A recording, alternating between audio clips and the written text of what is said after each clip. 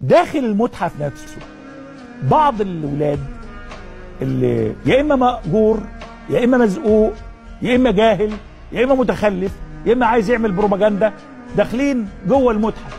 المتحف فيه سياح واجانب وناس مش عارف ايه ورخيم. المتحف ده يا جماعه متحف له قدسيه.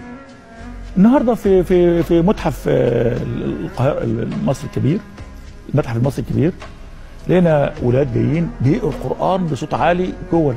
تعال نسمعها نشوفها كده. تذكرون ما اقول لكم وافوض امري الى الله. هو انت تتزني؟ لا، اللي انت بتعمله غلط. ده مش مكان قراءة القرآن. الجانب الآخر بقى هو يمكن حد زقه بقى هو وغيره ويشتغلوا بقى ويعملوا فتنة جوه المتحف. واحد يا نشأة عيب، هذا الرئيس لما كان عامل افتتاح في الأغاني، هذا الرئيس كده خالف قدسية المتحف؟ ولا هنا ما تقدرش تفتح بقك؟ شوف يا أستاذ نشأة، الله أعلم بقى أنت مسلم ولا ظروفك معايا، القرآن يتقري في أي وقت وأي مكان وأي زمان.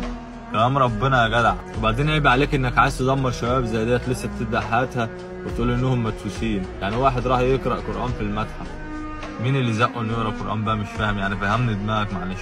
انا اللي زعلان منه والله ان انت اعلامي وبتاخد فلوس على الهتر اللي انت بتقوله ده. اللي مزعلنا اكتر ان احنا عندنا شباب زي الورد تقدر تبقى اعلاميين بجد، مش اعلاميين بالاونطه. انا مستني ردك، انت اقرع ولا مسلم ولا ايه ظروفك معاه؟ فهمني. انت شايف الناس دي عملت حاجه غلط رغم انهم ما عملوش حاجه غلط؟ انصحهم بالهدوء والعقل، مش تلبسهم في نصيبه وتقول حد زي